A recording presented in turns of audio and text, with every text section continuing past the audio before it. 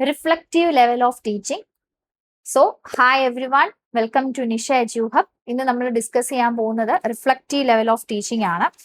അതിൽ ഓൾറെഡി നമ്മൾ മറ്റ് രണ്ട് ലെവൽസും ഡിസ്കസ് ചെയ്തു. അതായത് മെമ്മറി ലെവൽ ഓഫ് ടീച്ചിങ്ങും അണ്ടർസ്റ്റാൻഡിംഗ് ലെവൽ ഓഫ് ടീച്ചിങ്ങും ഡിസ്കസ് ചെയ്തു. ഇനി ഏറ്റവും ഹയസ്റ്റ് ലെവൽ ഓഫ് ടീച്ചിങ് ആയിട്ടുള്ള റിഫ്ലക്റ്റീവ് ലെവൽ ഓഫ് ടീച്ചിങ് ആണ് നമ്മൾ ഡിസ്കസ് ചെയ്യുന്നത്.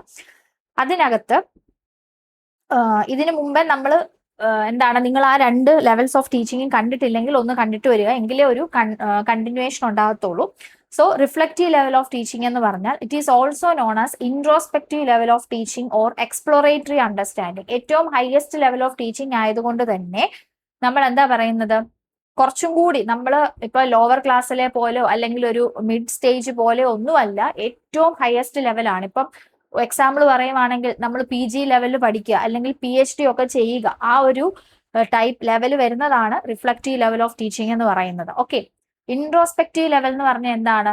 നമ്മളുടെ ഒരു ഇൻട്രോസ്പെക്റ്റീവ് എന്ന് പറയുന്ന വാക്കിന്റെ അർത്ഥം എന്താണ്? ആത്മപരിശോധന. നമ്മളുടെ ലെവലാണ് അവിടെ വരുന്നത് കേട്ടോ. റിഫ്ലക്ഷൻ ആണ്, നമ്മളുടെ റിഫ്ലക്ഷൻ ആണ്, നമ്മളാണ് അവിടെ. ലേണർ സെന്റേർഡ് മെത്തേഡ് ആണ്. ടീച്ചർ എന്ന് പറയുന്നത് ഒരു ഫെസിലിറ്റേറ്ററോ ഇൻസ്ട്രക്ടറോ മാത്രമായിട്ട് ചുരുങ്ങി പോവുകയാണ്. ബാക്കി റിഫ്ലക്റ്റീവ് ലെവലിൽ വരുന്ന എന്താണ്? നമ്മളാണ് ഏറ്റവും ലേണർ സെന്റേർഡ്.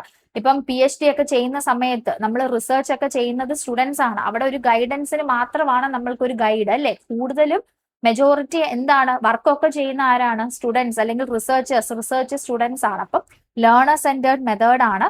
നമ്മൾ ഓരോ ടോപ്പിക്കിനെയും പരിശോധിച്ചും അന്വേഷിച്ചും ഒക്കെ നേടുന്ന ഒരു അറിവാണ് നമ്മൾ റിസർച്ചിൽ എടുക്കുന്നത്, അല്ലെ? നമ്മൾ സ്വന്തമായിട്ട് ചെന്ന് ഓരോ ടോപ്പിക്കിനെ കുറിച്ച് വിശദമായി പഠിക്കുക. നമ്മളുടെ സെൽഫാണ്, അല്ലെ? നമ്മളുടെ സെൽഫ് ഇതാണ്. പരിശോധിച്ചും അന്വേഷിച്ചും ഒക്കെ നേടിയെടുക്കുന്ന അറിവാണ്. അതുകൊണ്ടാണ് ഇൻട്രോസ്പെക്റ്റീവ് ലെവൽ, ആത്മപരിശോധന, ഇൻട്രോസ്പെക്റ്റീവ് ലെവൽ ഓഫ് ടീച്ചിങ് എന്ന് പറയുന്നത്.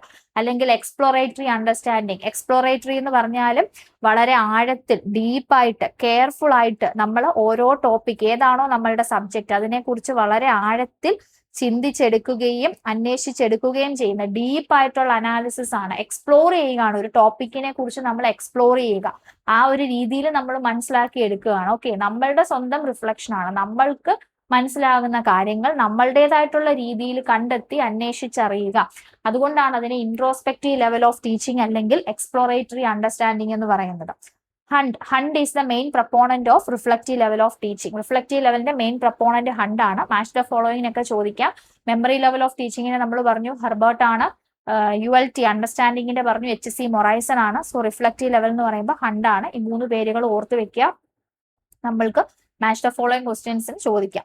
Highest level of teaching basically involves the use of scientific methods to understand the problem. Highest level of teaching ആണ്. നേരത്തെ പറഞ്ഞതുപോലെ തന്നെ സയന്റിഫിക് മെത്തേഡ്സ് ഒക്കെ യൂസ് ചെയ്യുക. കാരണം അണ്ടർസ്റ്റാൻഡ് ദ പ്രോബ്ലം എന്ന് ഉദ്ദേശിക്കുന്നത് എന്തെങ്കിലും ഒരു ടോപ്പിക് ആയിരിക്കും. നമ്മളുടെ ഒരു റിസർച്ച് ചെയ്യേണ്ടതായിട്ടുള്ള ഒരു എന്താണ്, ഒരു ഹൈപ്പോത്തസിസ് നമ്മൾ സെറ്റ് ചെയ്യുക, അല്ലെങ്കിൽ ഒരു സബ്ജക്റ്റ് ആണ്, നമ്മളുടെ ആ ഒരു സബ്ജക്ട് മാറ്റർ ആണ്. ഇപ്പം PG ലെവലിലൊക്കെ മാനേജ്മെന്റ് സ്റ്റുഡൻസ് ഒക്കെ ആണെങ്കിൽ പ്രോജക്റ്റ് ചെയ്തിട്ടുള്ളവർക്കൊക്കെ അറിയാം, അല്ലെ? ആ ഒരു നമ്മളൊരു ടോപ്പിക് സെലക്ട് ചെയ്യുന്നു, ഹൈപ്പോത്തസിസ് സെറ്റ് ചെയ്യുന്നു, അതനുസരിച്ചിട്ട് നമ്മൾ എന്ത് ചെയ്യാണ്, ഓരോ മെത്തേഡ്സ് യൂസ് ചെയ്തിട്ടാണ് നമ്മൾ ആ പ്രോബ്ലം അനലൈസ് ചെയ്യുകയും ഫൈനൽ കൺക്ലൂഷനിൽ എത്തിപ്പെടുകയും ചെയ്യുന്നത്. Highly thoughtful and useful. Highly thoughtful എന്ന് പറഞ്ഞാൽ എന്താണ്? ഡീപ്പായിട്ട് നമ്മൾ ഓരോ കോൺസെപ്റ്റുകളെയും നമ്മൾ ഡീപ്ലി ഇന്റർണലൈസ് ചെയ്യണം. ക്രിറ്റിക്കലി നമ്മളുടെ കിട്ടുന്ന ഇൻഫോർമേഷൻസിനെ ഇവാലുവേറ്റ് ചെയ്യുക. പിന്നെ എന്താണ്, സ്വന്തമായിട്ട് നമ്മൾ ജഡ്ജ്മെന്റ്, നമ്മളുടെ adaptability, analytical reasoning, independent thinking, decision making, ഇതൊക്കെ എവിടെ വരുന്നതാണ്? റിഫ്ലക്റ്റീവ് ലെവൽ ഓഫ് ടീച്ചിങ് ആണ്. ഞാൻ ഈ പറയുന്ന വേർഡ്സ് ഒക്കെ നിങ്ങൾ നോട്ട് ചെയ്ത് വെക്കാം. ക്വസ്റ്റ്യനകത്ത് നിങ്ങൾക്ക് കണ്ടുപിടിക്കാൻ പറ്റുന്ന വേർഡ്സ് ആണ്. ഇപ്പം highly thoughtful, highest level of teaching, critical thinking, പിന്നെന്താണ്, decision making, independent thinking, rational thinking, problem solving skills, പിന്നെ ജഡ്ജ്മെന്റ്, അനലിറ്റിക്കൽ റീസണിങ്, ഇത്തരത്തിലുള്ള വാക്കുകളൊക്കെ ഉണ്ടെങ്കിൽ നിങ്ങൾ ഓർത്തു വെച്ചോളൂ. Highest level of teaching, reflective level of ടീച്ചിങ്ങിനെ കുറിച്ചാണ് പറയുന്നത്. ഓക്കെ, അതുപോലെ students develop insight, curiosity, interest, inquiry and persistence which culminates in a scientifically determined conclusion or solution of a problem, അല്ലെ? കുട്ടികൾ ഓരോന്നിനെ കുറിച്ച് ആഴത്തിൽ പഠിക്കുമ്പോൾ അവർക്ക് സ്റ്റുഡൻസിന് എന്തൊക്കെ ഇത് വരും? ഇൻസൈറ്റ് ഉണ്ടാകും, ഒരു ഉൾക്കാഴ്ചകൾ വരും, അല്ലെ? നമ്മളുടെ ഉള്ളിൽ നിന്ന് തന്നെ നമ്മൾക്കൊരു എന്താണ്, ജഡ്ജ്മെന്റിലേക്ക് എത്താം. ഇൻസൈറ്റ്, ഉൾക്കാഴ്ച, ക്യൂരിയോസിറ്റി, അത് അറിയാനുള്ള ഒരു ആകാംക്ഷ, അല്ലെ? ക്യൂരിയോസിറ്റി, നമ്മൾക്ക് ആ ഓരോ ടോപ്പിക്സിനെ കുറിച്ച് മുന്നോട്ട് അറിഞ്ഞു പോകാനുള്ളൊരു ആകാംക്ഷ, പിന്നെ ഇൻട്രസ്റ്റ്, താല്പര്യം, ഇൻക്വയറി, അന്വേഷിച്ച് കണ്ടെത്തുക, persistence, that culminates in a scientifically. ഇതെല്ലാം കൂടെ റീച്ച് ചെയ്യുന്ന അല്ലെങ്കിൽ കലാശിക്കുന്നത് എങ്ങോട്ടാണ്? നമ്മൾക്ക് ഒരു സയന്റിഫിക്കലി ഡിറ്റർമൈൻഡ് കൺക്ലൂഷൻ. നമ്മളൊരു സബ്ജക്ട് അല്ലെങ്കിൽ ഒരു ടോപ്പിക് സെലക്ട് ചെയ്തു, അതിനെ നമ്മൾ പ്രോബ്ലം എന്നാണ് പറയുന്നത്. മാനേജ്മെന്റ് സ്റ്റുഡൻസിനൊക്കെ കേൾക്കുമ്പോൾ പെട്ടെന്ന് മനസ്സിലാവും. ഒരു പ്രോബ്ലം എടുക്കുന്നു, അതിന് ഹൈപ്പോത്തിസിസ് സെറ്റ് ചെയ്യുന്നു, നമ്മൾ പല പല കാര്യങ്ങളിൽ അതിനെക്കുറിച്ച് അന്വേഷിച്ച് കണ്ടുപിടിച്ച് ഒരു കൺക്ലൂഷനിലോട്ട് എത്തുകയാണ്. ആ ഒരു സയന്റിഫിക്കലി ഡിറ്റർമൈൻഡ് കൺക്ലൂഷനിലേക്ക് നമ്മൾ എത്തിക്കുകയാണ്, അല്ലെ? അതാണ് അവിടെ പറഞ്ഞേക്കുന്നത്. ഇനി teaching learning at this level involves careful and critical examination of an idea or problem through problem solving approach.